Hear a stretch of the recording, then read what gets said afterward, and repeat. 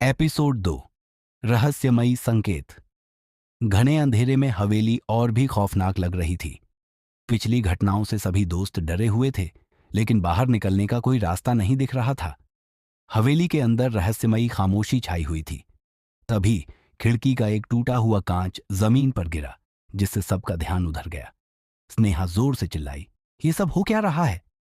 राहुल ने डर छुपाने की कोशिश करते हुए कहा, शायद हवा है और कुछ नहीं। पर जैसे ही उन्होंने दरवाजे की ओर बढ़ने की कोशिश की, दरवाजा खुद ही जोर से बंद हो गया। सबकी सांसें थम गईं। अब उन्हें समझ आ चुका था कि यह जगह सामान्य नहीं है।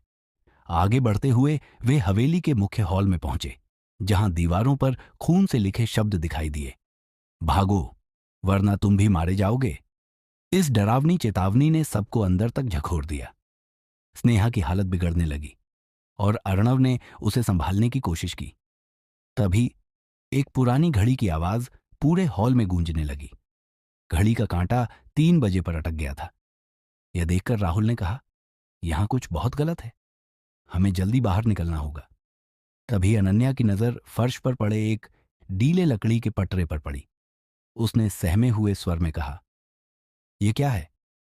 अर्णव और राहुल ने मिलकर पटरे को हटाया। उसके नीचे सीढ़ियां नजर आईं, जो तहखाने की ओर जा रही थीं। तहखाने से ठंडी हवा आ रही थी, जिसमें एक अजीब सी दुर्गंध थी। सबने एक दूसरे की ओर देखा, लेकिन उनके पास और कोई चारा नहीं था। मजबूरी में वे नीचे जाने लगे। तहखाने में पहुंचने पर उन्हें दीवारों पर पुराने समय की तस्वीरें दिखीं। हर तस्वीर में वही महिला सफेद साड़ी में खड़ी थी, जिसकी झलक स्नेहा ने देखी थी।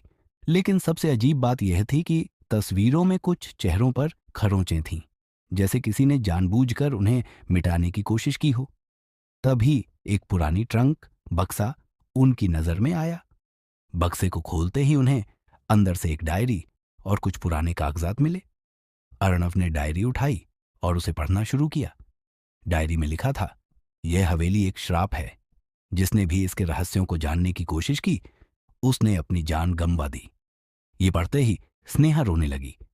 तभी अचानक दीवारों से खून की बूंदें टपकने लगीं। सब डर के मारे पीछे हट गए। राहुल ने कहा, हम यहां 1 मिनट भी नहीं रुक सकते। जैसे ही वे तहखाने से बाहर निकलने लगे, एक तेज चीख हवेली में गूंज उठी।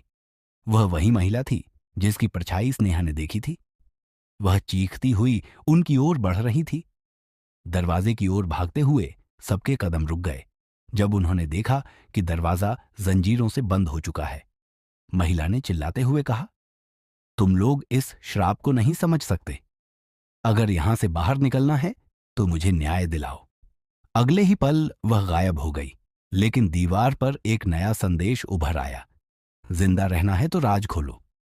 क्या यह श्राप सच में है? क्या दोस्त इस हवेली का राज खोल पाएंगे? अगले एपिसोड में पता चलेगा। देखने के लिए धन्यवाद। सब्सक्राइब करना न भूलें।